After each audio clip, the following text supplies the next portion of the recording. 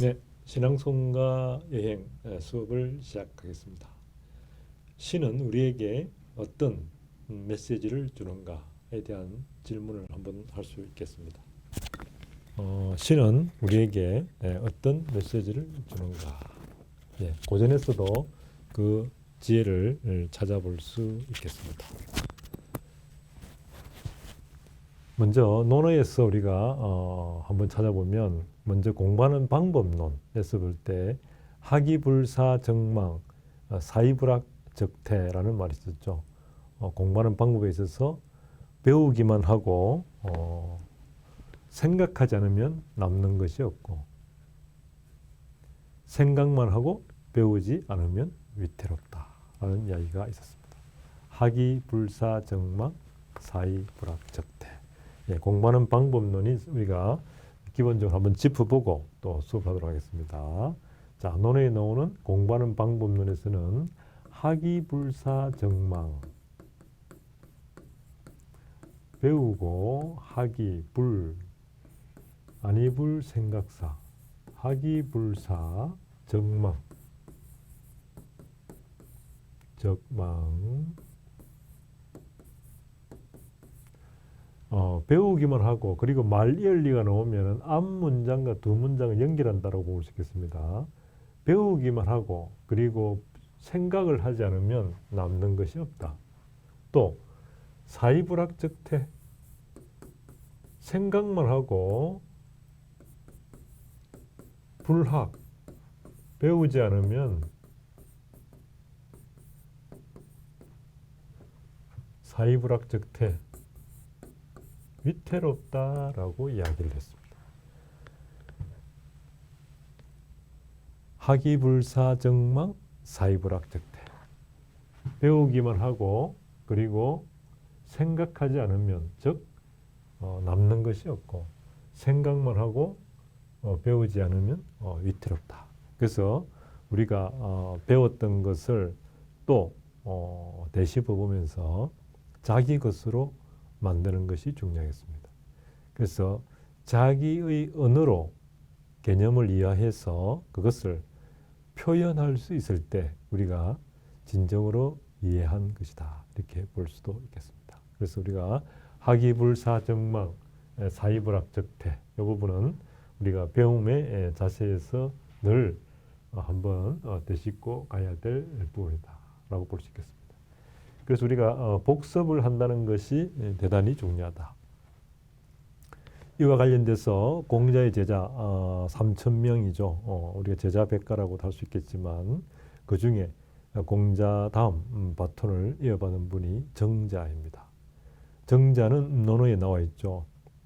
정자왈 오일 삼성 오신하노니 위인모의 불충호와 여 붕우교의 불신호와 전불섭호애니라 라고 나와 있습니다.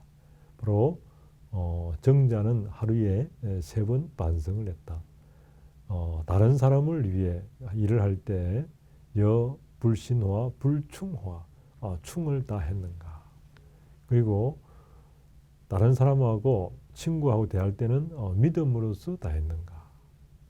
그리고 마지막으로 배운 것을 복습했는가. 그래서 정자왈 오일 삼성 오신하노니 위인모의 불충호와 다른 사람을 대할 때 위인모의 불충 충을 다 했는가. 최선을 다했는가. 이 충이 바로 논어에 흐르는 핵심이라고 할 수 있겠습니다. 우리가 가운데 중에 하살이 마음심에 들어가고 있다. 즉 집중했는가라고 할 수 있겠습니다. 우리가 수양하는 이유는 뭐냐? 다르게 보면 바로 지속적으로 집중할 수 있는 힘을 키우는 것이다라고 할 수 있겠습니다. 지속적으로 집중할 수 있는 힘을 키우는 것이다. 우리가 어떤 시험에서 볼 때 만약에 상위 이렇게 나눌 때 어떤 분야든 그 분야에 예를 들어서 10%에 들어가면 이 10%는 하루에 에너지가 있다면 그 에너지에서 어쩌면 약 한 70%를 집중한 결과가 아닌가라고 볼 수 있겠습니다. 그게 자기가 좋아하는 공부가 될 수도 있고 음악이 될 수도 있고 또는 운동이 될 수도 있고 요리가 될 수도 있겠다. 그것은 자기가 태어난 재능에 따라서 행동을 하면 되겠다라고 볼 수 있겠습니다. 그래서 우리가 공부하는 방법을 한 번씩 짚어보면 하기불사정망 사이불학적태, 배우기만 하고 곰곰이 생각하지 않으면 남는 것이 없고 생각만 하고 배우지 않으면 위태롭다. 그것을 공자의 제자 정자는 나는 하루에 3번씩 반복했다. 다른 사람을 할 때 집중했는가. 그리고 다른 사람과 될 때는 여붕우교의 불신화, 믿음으로써 했는가. 신뢰가 중요하죠. 이병설 삼성 창업자는 자서전에서 이렇게 늘 이야기하죠. 2가지를 이야기합니다. 하나는 내가 실패했을 때 도움이 된 것은 여행을 많이 다녔다. 여행은 나의 견문을 넓히게 했다. 여행에는 여러분 3가지 단계가 있죠. 가장 낮은 단계가 백화점에 가서 소비하면서 끊는 단계. 그 다음 단계가 패키지 여행을 가면서 다니는 단계. 최고의 단계가 문화기행을 다니는 곳이라고 할 수 있겠습니다.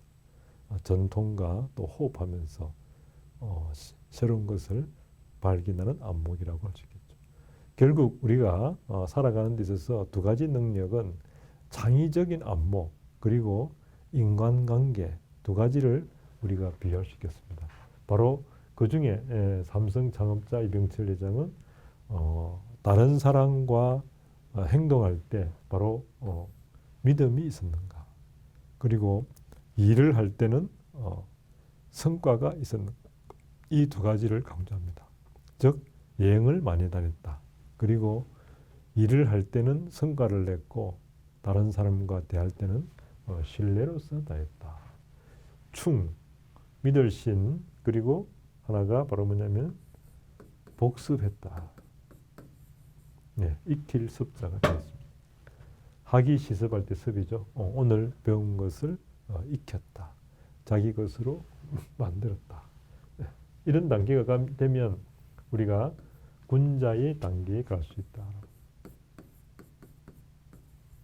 군자를 지금 우리말로 번역하면 레이디 앤 젠틀맨. 저는 이 군자를 우아한 사람이라고 생각합니다.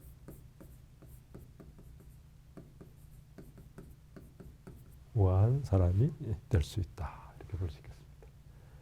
바로 이러한 우리가 충, 신, 섭 이것이 또 우아한 사람 우리가 갖추어야 될 덕목이다. 그 중에서 하기불사정망 사이불학적태. 배우기만 하고 곰곰이 생각하지 않으면 남는 것이 없고 생각만 하고 배우지 않으면 위태롭다 라는 것과도 맥을 같이 할 수 있겠습니다. 이것을 꾸준히 할 때 우리가 뭐가 될 수 있다? 우아한 사람이 될 수 있다. 이렇게 보겠습니다. 자, 한번 지어보겠습니다.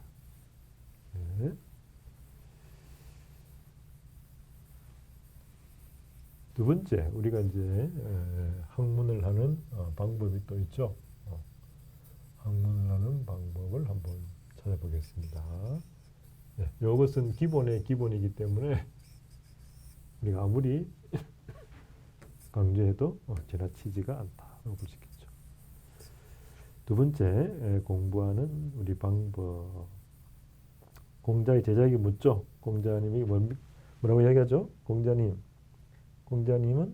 배움이 뭡니까? 학문하는 방법이 뭡니까? 라고 할 때 지지위지지. 지지. 아는 것은 지지위 안다고 하고 지지. 지지위 지지. 부지위 부지. 모르는 것은 부지위 부지.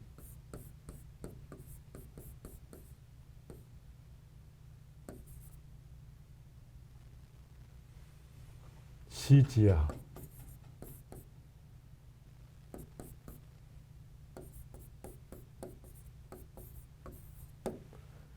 지지위 지지, 부지위 부지, 시지야. 보겠습니다. 알지자, 조사지. 아는 것은 안다고 하고, 또 모르는 것은 부지, 모른다고 하는 것. 시지야. 그것이 아는 것이다. 라고 이야기하죠. 그래서 우리가 시험을 치고 난 다음에 상위 3%에 드는 사람들과 그렇지 않은 사람들 물어보면, 상위 3%에 드는 사람, 내가 시험 중에서 이거는 내가 좀 어려웠어요. 틀렸어요. 그래서 이번 시험은 좀 어려울 것 같아요. 자기가 모르는 게 자문한 것을 정확하게 알고 있다는 것이죠. 근데 중간 이하 사람들은 뭡니까? 물어보면 뭐 쉬웠어요. 잘 친 것 같아요. 모르면서 아는 걸로 착각하고 있다. 그것을 우리가 이제 메타인지라고 하는데, 바로 아는 것은 알고 모르는 것은 모른다고 정확하게 우리가 아는 것, 바로 그것이 아는 것이다라고 할 수 있겠습니다. 그래서 배움을 계속하면 내가 모르는 것을 너무 많이 알아간다는 것이죠. 그렇구나. 내가 사회에 대해서도 몰랐고, 역사에 대해서도 몰랐고, 또 서양의 철학에 대해서도 몰랐고, 또 과학에 대해서도 모르고, 종교에 대해서도 내가 아는 게 좋구나. 그래서 평생 관뚜껑 닫을 때까지 배워야 되겠구나 라는 생각을 갖는 것, 그것은 바로 배움이 주는 힘이다. 이렇게도 볼 수 있겠습니다. 그래서 공부하는 방법은 우리가 지지위 지지, 부지위 부지, 시지야. 아는 것을 안다고 하고 모르는 것은 모른다고 하는 것, 그것이 아는 것이다 하는 이 문장도 우리가 공부하는 방법론을 한번 익히고 또 넘어가도록 하겠습니다. 자, 그러면 이제는 오늘은 또 시낭송가 우리 예행이기 때문에 시 부분에 대해서 한번 또 보겠습니다.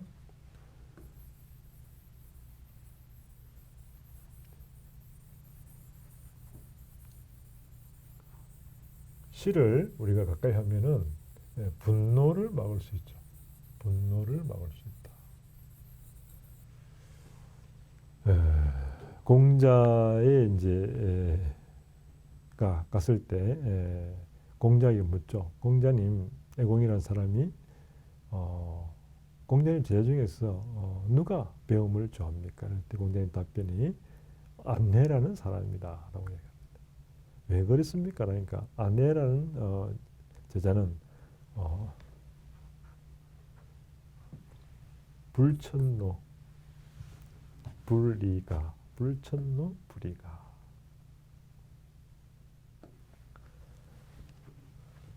불천, 옮길천, 옮기지 않았다. 뭘 옮기지 않았나? 노여움을 옮기지 않았다. 불천노 불리가죠. 아내라는 사람은 불천노 불이가, 노는 옥녀편에 나옵니다. 분노를 옮기지 않았다. 그리고 불리가 똑같은 것을 두 번 반복해서 실수를 하지 않았다라고 볼 수 있겠습니다. 우리가 인문학, 특히 이제 시를 가까이 하는 것은 분노를 막을 수 있는, 분노를 억제할 수 있는 그런 마음의 권력, 또는 자동차에 비하면 브레이크를 장착하는 과정이다라고 볼 수 있겠습니다. 좋은 자동차는 달릴 수 없는 것이 아니라 멈춰야 될 때 멈출 줄 알 때 좋은 자동차가 될 수 있겠습니다. 그래서 우리가 자동차의 기술은 바로 달리는 것도 중요하지만 브레이크가 또 대단히 중요하다. 우리가 멈춰야 될 때 멈추지 않으면 사고가 난다라는 걸 볼 수 있겠죠. 어쩌면 인문학은 내 성질대로 내 기질대로 할 수 없는 것을 받아들일 줄 아는 안목, 그것을 기르는 것이 아닌가 이렇게도 볼 수 있겠습니다. 그래서 노는 옥nap의 노는 불천노 불이가 공자의 제자 안회 안회는 노여움을 증가시키지 않았다. 그리고 불리 두 이자 이때는 두 번, 두 번 같은 것을 반복하지 않았다라고도 우리가 여기서 고전에서 찾을 수 있겠습니다. 왜 고전이 우리에게 필요한가? 우리는 각자 무거운 삶의 무게를 가지고 있습니다. 누구나 무거운 무게를 맞이하는데 그 무거운 무게에 우리가 그 무거운 무게를 분산할 수 있는 힘, 이게 바로 우리가 고전에서 찾을 수 있겠다라고 볼 수 있겠죠. 그래서 각자 지금 인간관계나 또는 직장이나 가정에서의 어려움이 있죠. 누구나 있습니다. 그 어려움을 극복하는 방법을 고전에서 지혜를 통해서 안목을 찾아가는 것도 우리가 성숙된 레이디앤 젠틀맨, 우아한 사람이 되는 것이 아닌가 이렇게 볼 수 있겠습니다. 자, 그러면 이제 우리가 시는 바로 노여움을, 분노를 막을 수 있는 시간이 될 수 있다라고 볼 수 있겠죠. 예, 시는 사물의 본질을 깨뚫기 때문에 본질을 깨뚫는 통찰력을 제시했다라고 볼 수 있겠죠. 그래서 우리가 시는 바로 가슴으로 와서 머리에 남는 것이 시다라고 표현할 수 있습니다. 문학은 머리로 와서 가슴에 남는 거라면 시는 가슴으로 와서 머리에 머물 수 있는 것이 시가 주는 우리의 힘이다. 이렇게 볼 수 있겠습니다. 오늘 함께 할 이제 시는 4월 하늘 난하이진, 아마 대만의 우리가 시인인데 이게 이제 그 두 가지 설이 있습니다. 하나는 이제 이분이 지었다는 것도 있고, 하나는 이제 그 당시 내려오는 민요를 본인이 옮겨 적었다라고도 이야기합니다. 우리 공자도 공자님이 이렇게 많이 아는 걸 다 창작해낸 것이죠 라고 질문할 때 공자가 뭐랬죠? 수리부작. 나는 창작한 것이 아니고 있는 것을 왜 했을 뿐입니까? 내가 요약했을 뿐이다. 서술했을 뿐이다 라고 이야기했죠. 수리부작. 나는 있는 것을 창작한 것이 아니고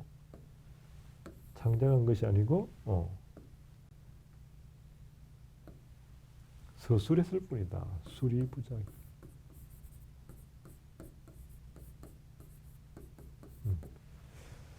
창작한 것이 아니고 있는 것을 서술했을 뿐이다.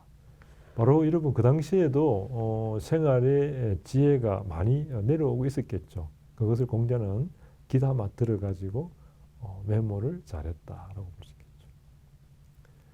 그래서 우리가 이제 창의력, 결국 우리가 이제 문제를 해결하는 것은 창의력과 대인관계라고 볼 수 있는데, 이 창의력이 어디서 나오냐는 것이죠. 이 창의력이라는 것이 우리가 창조에서 나온다는 거죠. 창조라는 것이 바로 뭐냐면 창조할 때 창이 창고에서 우리가 나온다는 것이죠. 창고. 그 의미가 같다는 것인데 창고가 뭐냐면 여러분 창고 안에 뭐가 있습니까? 많은 것이 들어있죠. 그걸 우리가 보관하는 것을 창고라고 합니다. 그래서 창조할 때 이 창자가 뭐냐면 바로 창고할 때 창자에 뭐가 들어가냐면은 칼도자가 들어가죠. 창조를 우리 한번 보면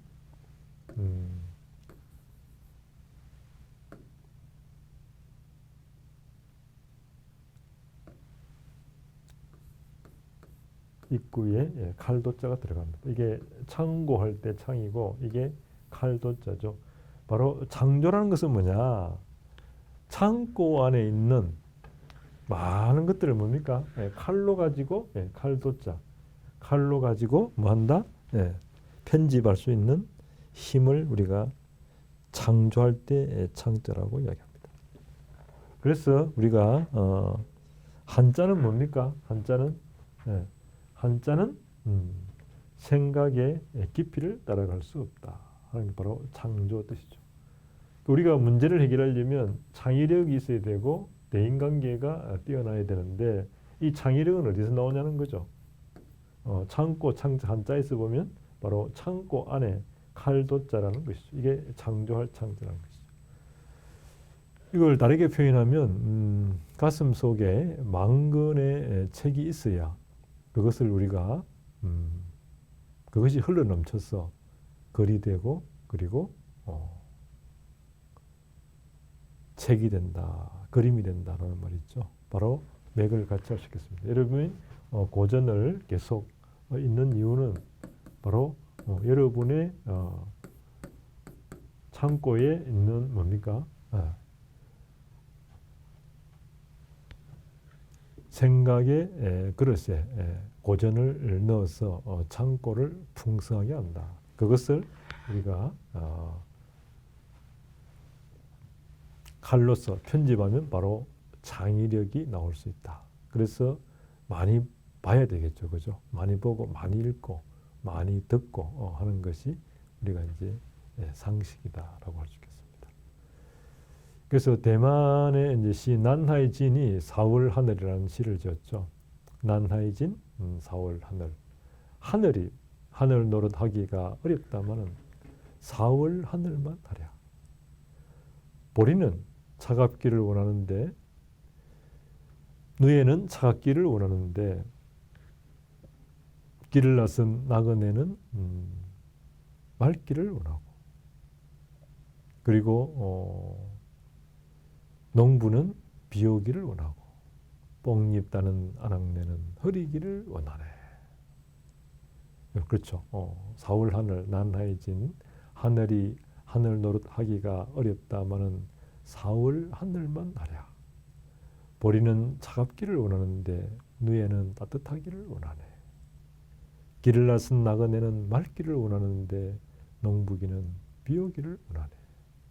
뽕잎 따는 아낙네는 흐리기를 원하네. 예, 4월 하늘이 여러분 어떻습니까? 이게 각자의 살아가는 뽕잎과 누에와 그리고 길을 나선 나그네와 또 농부와 그리고 뽕잎 따는 아낙네의 입장이 다 다르다라는 표현을 바로 난하이진은 이렇게 표현했다. 여러분 그 생활을 하시다가 소통이 잘 안 될 때 최고의 표현은 은유, 비유를 통한 표현이라고 할 수 있겠습니다. 바로 시가 은유와 비유를 잘 쓰고 있죠.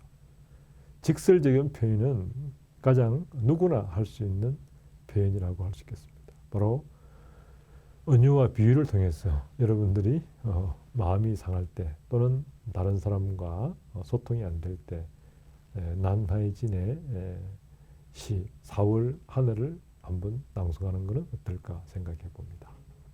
한 번 더 우리가 4월 하늘 난하이진 하늘이 하늘 노릇하기가 어렵다마는 4월 하늘만 알아요. 보리는 차갑기를 원하는데 누에는 따뜻하기를 원하네. 길을 나선 나그네는 맑기를 원하는데 농부는 비 오기를 원하네. 뽕잎 따는 아낙네는 흐리기를 원하네. 네, 이런 걸 우리가 시를 통해서 자기의 감정을 통제하고 다스림을 해서 다른 사람으로부터 우아한 사람이 되는 것. 우리 인문학도가 또 걸어가는 길이 아닌가라고 생각합니다. 여기까지 하겠습니다. 고맙습니다.